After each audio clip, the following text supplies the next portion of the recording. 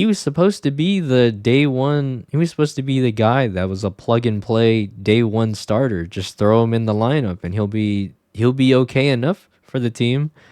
He still have to get used to NFL speed and all that, but hey, at least he has enough experience to just be able to play right away. The things that had happened were things that people would say, okay, yeah, that makes sense. This was the pick that kind of changed the vibe of the whole draft. After this pick, it felt like things just started going off the rails. And this is why the draft is one of my favorite it's one of my favorite moments of the NFL season. The NFL draft is done.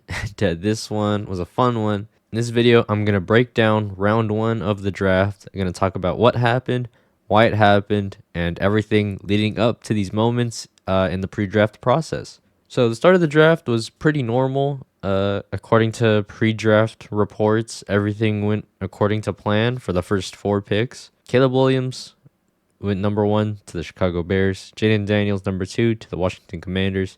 Drake May number 3 to the New England Patriots. And Marvin Harrison Jr. number 4 to the Arizona Cardinals. So like I said, these 4 picks were pretty much confirmed through pre-draft reporting. So what that is pretty much gossip. So just to clarify what exactly the pre-draft reporting and rumor mill is, there are reporters, journalists, and they have sources inside NFL teams. And the NFL, those sources within the teams, they say, hey, we're looking at this player, we're looking at this position, this might be who we're targeting at this point in the draft. And the journalists or reporters or whoever, they tweet to the world or they put in an article or whatever. They say, hey, I heard from my sources inside wherever that this is who this team is targeting. The fun part is trying to figure out which rumors are real, which rumors have actual logic behind them, and which rumors are coming from reliable sources. So the whole pre-draft process just feels like a game of just a game of figuring out what might actually be true and what is just a smokescreen to throw off other teams. But it's pretty much gossip. It's pretty much he said, she said, and nothing gets proven until the day of the draft. That's one of the reasons I love draft day. The pre-draft reporting pretty much confirmed that each pick going where they went in the top 4 was who they were planned on taking for a while. So the first real turning point of the draft was pick 5, the Los Angeles Chargers. And there was a big debate on who the Chargers would take here. So alongside the pre-draft gossip, there's also mock drafts. Mock drafts are essentially just predictions from people. It could be anybody. Anybody can make a mock draft.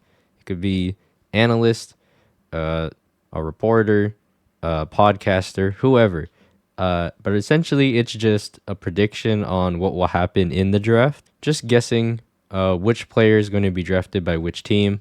And in these mock drafts, people were split at number 5 on the Chargers on whether they would draft a wide receiver or an offensive tackle. This is because the Chargers have a very weak wide receiver room, but their new coach is very, very in love with offensive linemen, let's say. He really believes in building the offensive line. Coach Jim Harbaugh, by the way. He really believes in building offensive line. And so people were saying, hey, he might want to take an offensive lineman, even though there's also a very good wide receiver available. There's some more rumors about the Chargers that were surfacing, but we'll get to them later. We'll get to that later when we talk about the other team that was involved in that rumor. But the Chargers, they end up taking the offensive tackle Joe Alt at 5. And the funny thing is, a lot of people were angry about this pick, even though Joe Alt was one of the best non-quarterback prospects on the board. People just really like drafting offensive players or skill positions like receiver and running back. And in this case, it was a receiver that people wanted. But the Chargers were a turning point in this draft. Depending on what they did, it kind of would dictate what the teams following them would do. So them taking Joe Alt, the offensive tackle, it let the next wide receiver fall to the Giants, the New York Giants, who had the 6th pick, Malik Neighbors, the one that all of the Chargers fans wanted, apparently. Malik Neighbors fell to the Giants, and apparently the Giants filmed Malik Neighbors and Daniel Jones, the current starting quarterback of the New York Giants. The Giants filmed them meeting, but they didn't post it because it was too awkward. Now, I don't know if that's 100% true. I don't know how bad it could have been that they didn't want to post it, but what the? I mean, I don't know if Malik Neighbors expected to go here. I don't know if he was just thinking, oh, I'm going to be in LA. I'm going to be with Chargers quarterback Justin Herbert. It's going to be fun. But now he's with the much worse quarterback, Daniel Jones, and he's not in LA, he's in New York. He didn't seem too happy to be there. But I'm a big fan of Malik Neighbors, so I hope he does well. But yeah, I'm not sure what the chemistry is between him and Daniel Jones. I'm not sure what that's going to look like. If they couldn't even post the video of them meeting. But anyways, New York Giants took Malik Neighbors because the Chargers took Joe Alt. And then the next pick, the Tennessee Titans at 7th. All throughout the pre-draft process, they were linked to just taking whichever the best offensive tackle on the board was. And if Joe Alt was there, it would have been Joe Alt. But because the Chargers took him, they went with the next best tackle, J.C. Latham. Yeah, I mean, there's really not much to say about that in terms of the Titans. But in terms of what this meant for the rest of the draft is actually pretty interesting. So to really understand why this pick kind of changed and shaped the rest of the draft, we have to go back to the pre-draft process and look at how the players were ranked and look at what people expected the teams to do. As I said before, people expected the first 3 picks to be quarterback. They went where people expected them to go. People expected Marvin Harrison, the best wide receiver, to go 4th. And then from there, it was dependent on the Chargers. The thing about the receivers in this class is that there was a consensus top 3.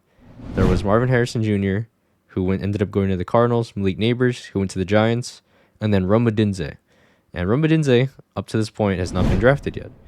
And lots of teams really liked Rome Odunze. A lot of teams were supposedly trying to trade into the top 10 if one of those 3 receivers fell to the 8th pick. And the reason why the people were talking about the 8th pick specifically is because the Atlanta Falcons, who owned that pick, a lot of people mocked them in their mock draft, predicted them to take a defensive player. But if one of those 3 receivers, and in this case, Rome Odunze, is available at 8, people expected the Atlanta Falcons to give up that pick to somebody who wanted Rome Odunze and then move back in the draft and then draft a defensive player. And if you don't understand what trading down or trading back is, it's easier to understand if you first look at wanting to trade up in the draft. An example of this, at pick 10 and 11, there was a trade. The Vikings wanted to trade up. They wanted to move from 11 to 10 to take the player that they wanted. So they called the New York Jets, who had pick 10. They say, hey, we want pick 10. And then the New York Jets say, okay, but you have to give us something in return so that we get the value back from giving up a higher spot in the draft. So the Vikings have pick 11. The Jets have pick 10.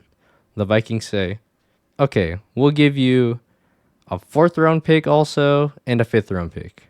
And then just to make it even, you can give us a 6th round pick. And the Jets say, okay, we'll move back because the player we want will still be available at pick 11, but we'll also have earlier picks later in the draft to make up for the value that we are losing by giving you the higher pick right now from 11 to 10.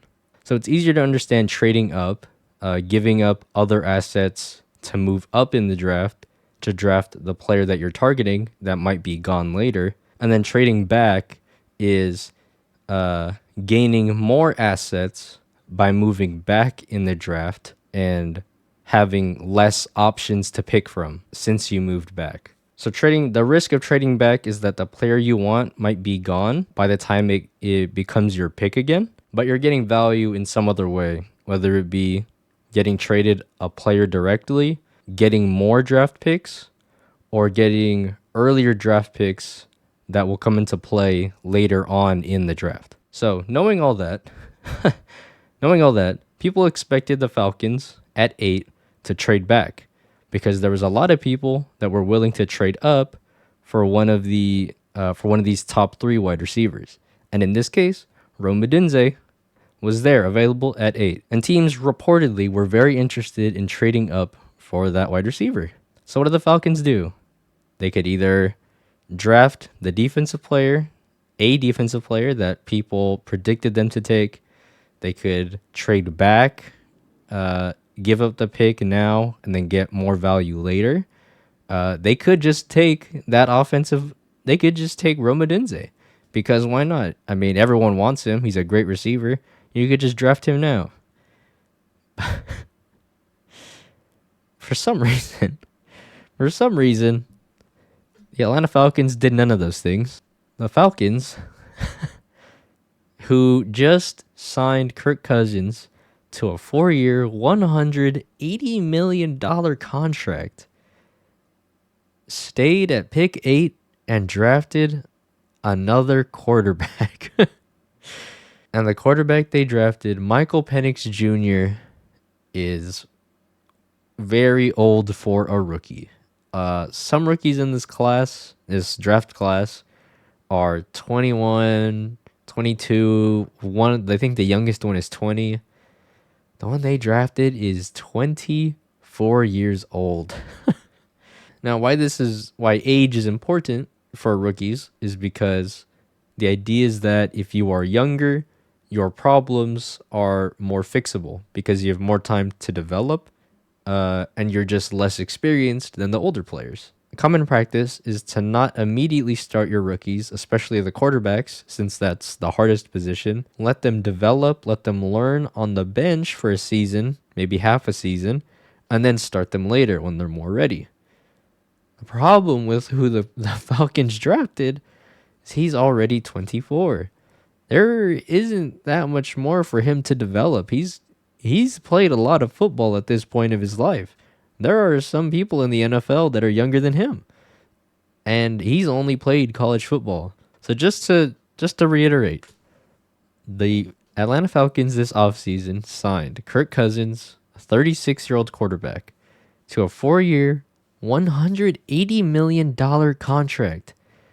And then with the 8th pick of the draft, when people expected them to either draft a defensive player or trade back to get more value, they drafted a 24-year-old rookie quarterback.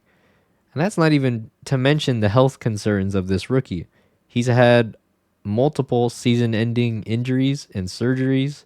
And like I said, it just doesn't seem like he has much left to develop. He was supposed to be the guy that was a plug-and-play day one starter. Just throw him in the lineup and he'll be okay enough for the team. He still have to get used to NFL speed and all that, but hey, at least he has enough experience to just be able to play right away. Assuming that Kirk Cousins' contract is fully fulfilled, meaning he plays all 4 years, Michael Penix, the quarterback that was drafted, isn't going to play his first NFL snap until he's 28. It doesn't make the pick is really mind-blowing. Everything before this was pretty normal. The things that had happened were things that people would say, okay, yeah, that makes sense. This was the pick that kind of changed the vibe of the whole draft. After this pick, it felt like things just started going off the rails. And again, no shade to Michael Penix. This pick just didn't make sense because if you wanted somebody to develop behind Kirk Cousins, you would think that they would draft a younger quarterback or just draft one later instead of using a top 10 pick on him. The crazy thing is, there was debate on if Penix was even going to go in the first round. People didn't even know if this guy was going to be a first round draft pick. There were some people that had him as a second round draft pick. So to use him or they did, or to pick him where they did, I mean, it was crazy. But the one thing I will say, even though, we can just sit here and say, oh, they should have just drafted the younger quarterback. One thing I will say is that when a team has their guy, when they have the guy that they think is going to be a great player, they will just draft them. They'll take them right there, no questions asked, and they just won't think twice about it. That's what happened here. So the quarterback we're going to talk about later that's younger, people are going to say, oh, they should have just taken him. Well, maybe they didn't like that younger quarterback. Maybe they didn't like his game tape. Maybe they didn't believe in him. Whatever it is, they thought Michael Penix was better than him, and so they picked him. And it's as simple as that. And you can fault them for that if you would like. That's the rationale. They like this quarterback. Quarterback is the most important position. They're just going to draft him there and then not think twice about it. Just real quick to look at a possible positive of the Falcons making this pick.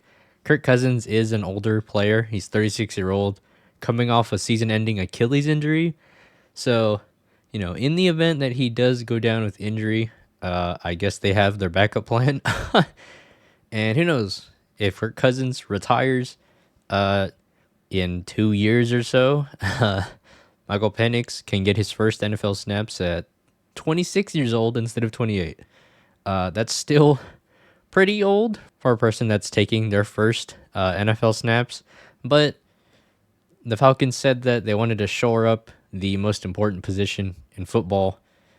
They just happened to spend $100 million guaranteed and an 8th overall pick on it. So good luck to them. Because that happened, Rome Odunze, that top 3 wide receiver, he fell to the Chicago Bears, who had another pick in the top 10. So at pick 9, Chicago Bears drafted Rome Odunze.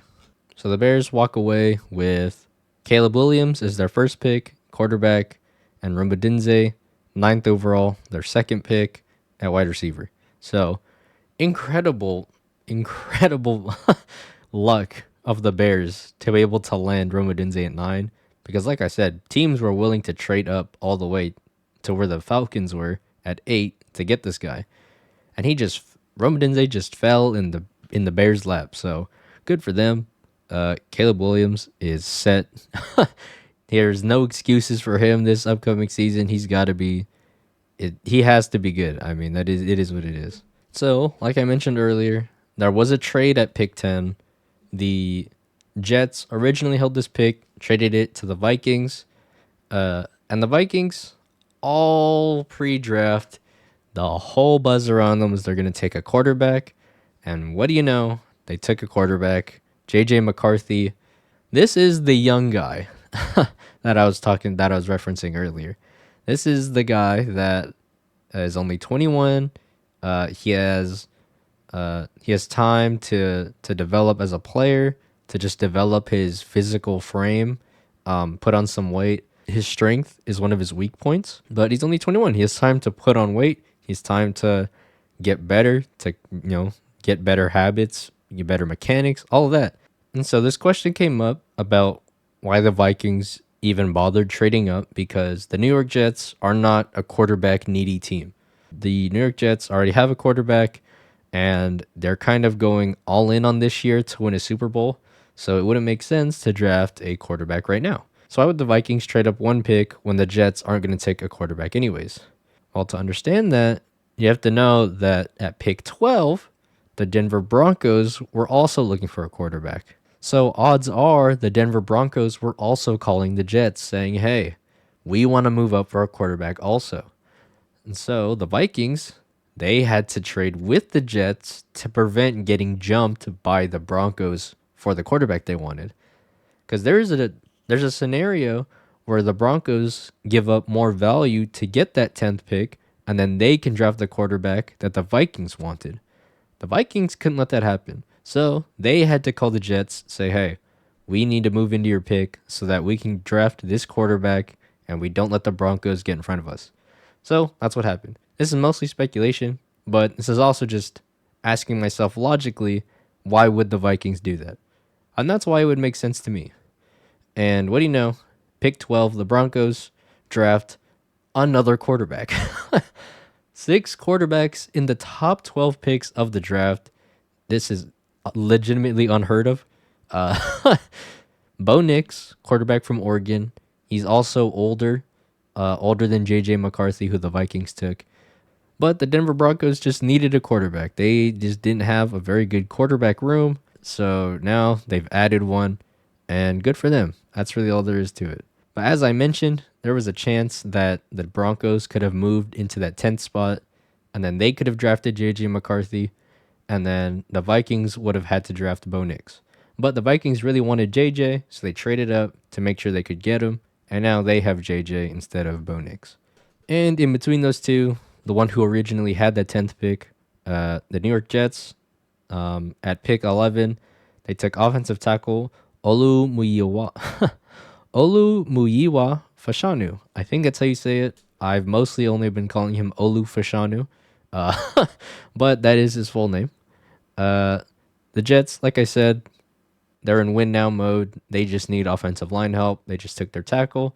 They were fine moving back because they knew whoever was going to pick at 10 was taking a quarterback, and the offensive tackle they wanted was still going to be there. Like I said, pick 12 was Bo Nix. And then another weird pick to me, pick 13, the Las Vegas Raiders. They selected Brock Bowers, a tight end. And in a vacuum, just generally speaking, I like Brock Bowers. I think Brock Bowers is going to be great. He's one of the best tight end prospects that we've seen in a while. The funny thing is, just last year, the Las Vegas Raiders drafted the supposed best tight end prospect in that draft too. And they took him in the second round. And the crazy thing is, tight end is one of the least valuable positions in the sport. So now in consecutive years, they've spent an early round draft pick on a tight end. So this pick really shocked me because the tight end they drafted last year, Michael Mayer, to many, he was the best tight end prospect in that draft class. And now they took him again. They took another great tight end prospect. And Brock Bowers is definitely better than Michael Mayer, but I was just confused at why they're investing so much in this position. So this pick shocked me. Brock Bowers is still going to be good, but to me, this was just weird. Especially because a lot of people said that the Raiders were due to draft a cornerback. And no defensive player had been drafted yet. All of the best defensive players are still on the board. And then they drafted Brock Bowers, another tight end. Maybe it'll work. I don't know. Maybe they just plan on playing both of them a lot. So who knows? New Orleans Saints at pick 14, they just drafted an offensive lineman, Talisi Fawanga.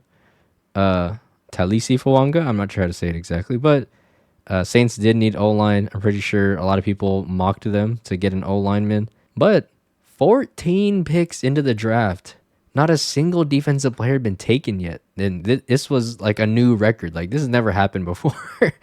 Usually, at least one defensive player goes in the top 5 or top 10.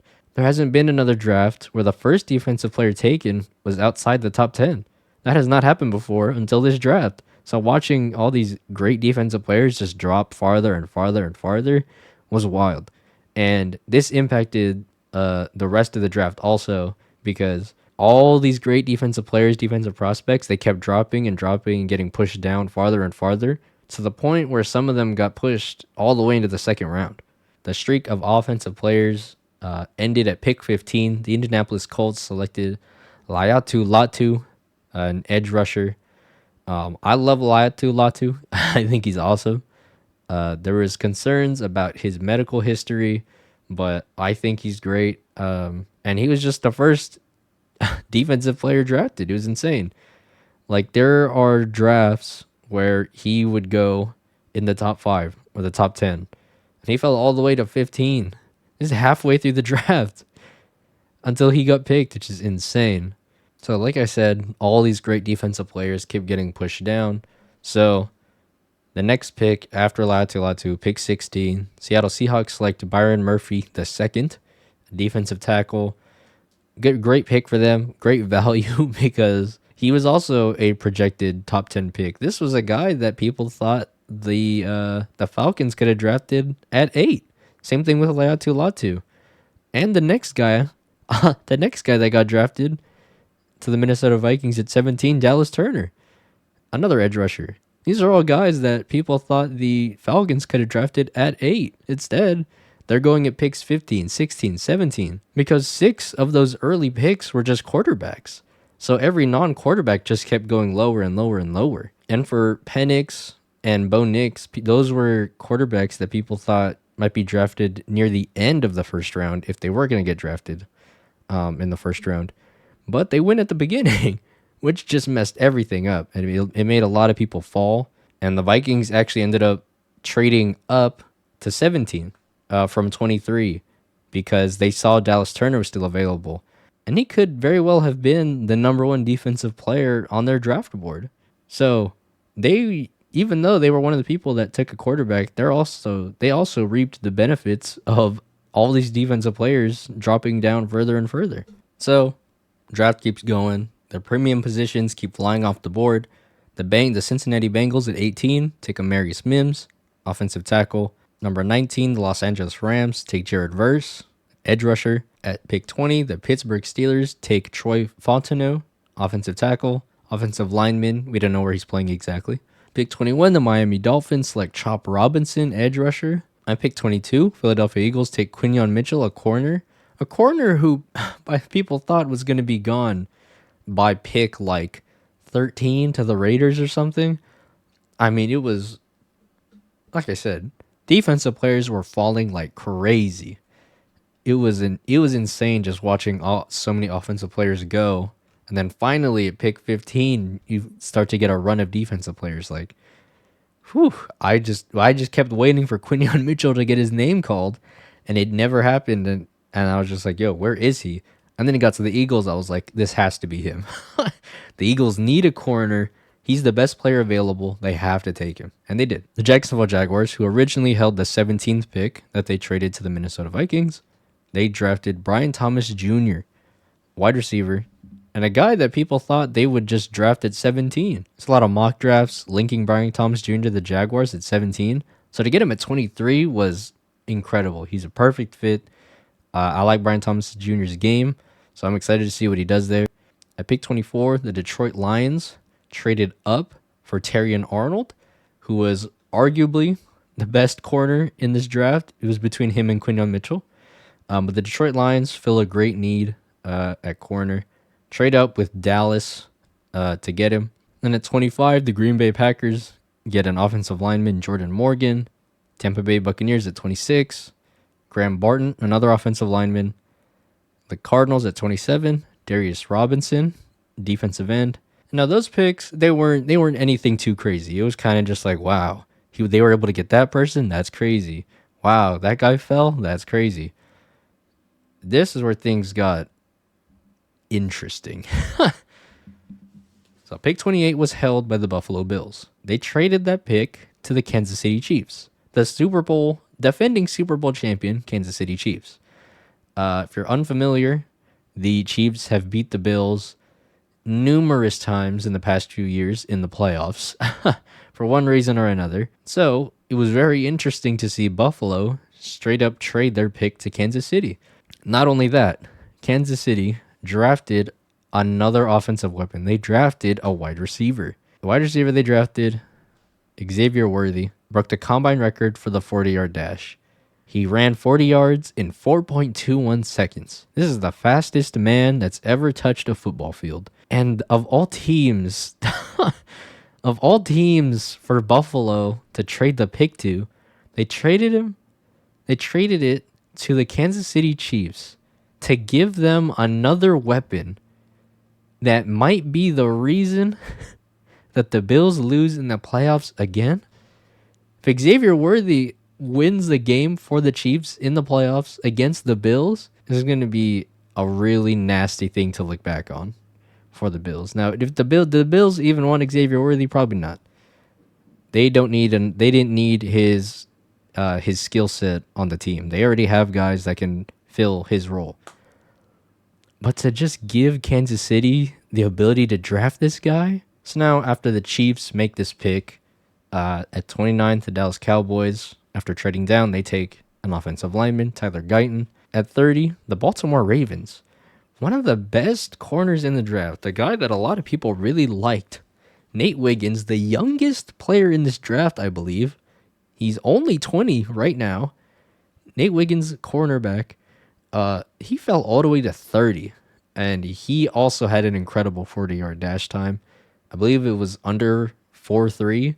This guy can fly, and he fell all the way down here. So, insane value for the Ravens. And then after that, we get some more sauce. We get some more chaos because this was a pick that not only people didn't expect, it also has some pretty big implications. Pick 31, San Francisco 49ers. They draft a wide receiver, Ricky Pearsall. Now, a lot of people love Ricky Pearsall, me included. I think he's going to be a great player. But the reason that this is so interesting is because for a few weeks now, there has been, let's say, a rift between current wide receiver Brandon Ayuk and the 49ers front office. Brandon Ayuk wants to get paid. He wants a contract. He wants to get that money. All right? Because, hey, why not? Get that money, right? The 49ers, they haven't given him a contract that he likes. They have not talked about extending him. So, what does Brandon Ayuk say? He says, hey, if you're not going to pay me, just trade me. Trade me to some team that will pay me. So now there's trade rumors around Brandon Ayuk. There was trade rumors for this draft that the San Francisco 49ers were going to trade Brandon Ayuk or the other receiver, Deebo Samuel, which the team is dedicating a lot of money to. They're paying Deebo Samuel a pretty big contract. They would either trade Deebo Samuel to free up money to extend Brandon Ayuk, or they would just straight up trade Brandon Ayuk to a team in the top 10 and then draft a receiver up there instead of at the end of the draft or at the end of the round. So, to see the 49ers draft a receiver sets off some alarms. Says, okay, one of these receivers might be gone soon. Deebo Samuel might be gone soon. Brandon Ayuk might be gone soon. We don't know for sure. All this to say, the 49ers drafting a receiver here just really added some fuel to the fire. They say where there's smoke, there's fire, and there has been a lot of smoke coming from the 49ers wide receiver room for a bit. Because Deebo Samuel once was already, asking about getting paid, getting his extension, and now Brandon Ayuk is going down that same path. They don't have the money to keep all of them. And the last pick, the 32nd pick of the first round of the NFL draft, the Buffalo Bills traded it to the Carolina Panthers, who actually didn't have a first round pick, but they had the first pick of the second round. So they were actually next in line, but they traded it. They wanted to trade up with the Buffalo Bills, presumably because they thought the Bills might draft the player that they wanted. So Carolina Panthers trade up into the first round, 32nd pick. They take a wide receiver, Xavier Legette. He's got a very fun Southern accent. Even people from where he's from think it's an interesting accent. Oh, he's a cool guy. It's good for the Panthers to get another receiver for Bryce Young. But the interesting thing is, once again, the Buffalo Bills, they trade away their pick to somebody that drafts a wide receiver when the Bills themselves need a receiver. So it was very interesting at the time seeing Buffalo just trading back and back and back just for the people taking their spot to draft a wide receiver when Buffalo themselves need one. Now, that was the first round. That just takes place on one day, and then the next day, the second and third rounds happen, and the day after that, it's the 4th through 7th rounds. The next day after the first round, at the beginning of the second round, the Buffalo Bills actually drafted a wide receiver. They drafted Keon Coleman, which I'm assuming if they were willing to trade with the Panthers, knowing that the Panthers were likely taking a wide receiver, to me, this means that they either thought Carolina wasn't going to draft the receiver that they liked, or that Buffalo had a similar grade. They had a similar grade for Xavier Legette and Keon Coleman. Like they thought the difference between the two as players wasn't that big of a deal. Like it was negligible. It was like, okay, if we end up with either one, it's fine. So maybe they saw both of them available on the board, on the draft board, and they said, you know what? Just let them go ahead of us. They can draft either Legette or Coleman, and then we'll just get whoever's left. That's what I'm assuming. Otherwise, because I assume that if they really liked one more than the other, they would have just stayed there, drafted them, and then leave Carolina with whoever's left instead. But the fact that they let Carolina move up to draft a wide receiver, it tells me that they must not think that Legette and Coleman are that far apart as prospects. And this is why the draft is one of my favorite. It's one of my favorite moments of the NFL season. This is the best time to see what a team is trying to build. When you see what a team is aiming for, when you can really start to get in the minds of the front office and the coaches. Because after each of these, after the drafts, after each day of the draft, there are post-draft conferences where the front office and the coaches of a team, they'll talk to the media. They'll say, hey, this is what we were thinking with this pick. This is why we drafted this guy. This is what we like about this guy. And, amidst the whole pre-draft rumor cycle, the mock draft cycle, it's interesting to see what the media got right, what the media got wrong, where people had good leads and where people trying to connect dots that weren't there, that kind of thing. That's why I really love the draft. That's why I just love drafts in general. It's like a game. Like in this first round, all of the good offensive players were going. So many offensive players.